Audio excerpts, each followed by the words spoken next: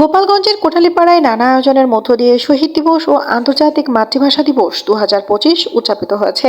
আমাদের কোটালীপাড়া প্রতিনিধি শাহ আলম মিয়া জানায়, এ উপলক্ষে আজ প্রথম প্রহরে রাত 12টা 1 মিনিটে কেন্দ্রীয় শহীদ মিনারে বেদিতে ভাষা শহীদদের প্রতি ফুল দিয়ে শ্রদ্ধা জানান উপজেলা প্রশাসন, উপজেলা পরিষদ, মুক্তিযোদ্ধা সংসদ, থানা পুলিশ, উপজেলা বিএনপি ও সহযোগী সংগঠন সহ সর্বস্তরের জনতা। সকাল 7টায় অনুষ্ঠিত হয় এক বর্ণাঢ্য প্রভাত ফেরি। বেলা 11টায় হলরুম লাল শাপলায় অনুষ্ঠিত আলোচনা সভা শেষে চিত্রাঙ্কন প্রতিযোগিতায় অংশগ্রহণকারী বিজয়ীদের মাঝে বিতরণ করা হয় সনদপত্র। বিকালে শিল্পকলা একাডেমি চত্বরে আয়োজন করা হয় মনোজ্ঞ সাংস্কৃতিক অনুষ্ঠান।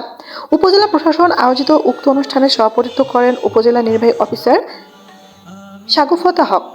এ সময় বক্তব্য রাখেন সহকারী কমিশনার ভূমি প্রতীকতত্ত্ব অফিসার ইনচার্জ আবুল কালাম আজাদ, বিআরটিবি কর্মকর্তা আবু তাহের হেলাল, পরিবার পরিকল্পনা কর্মকর্তা তানজিলা খানম জুই, সিনিয়র মৎস্য কর্মকর্তা এস শাহজাহান সিরাজ, সমাজসেবা কর্মকর্তা রাকিবুল হাসান শুভ, উপজেলা বিএনপি সাধারণ সম্পাদক আবুল বাশার হাওলাদার, বীর মুক্তিযোদ্ধা আতিয়া রহমান মোল্লা, শিক্ষার্থী বদুজ্জামান।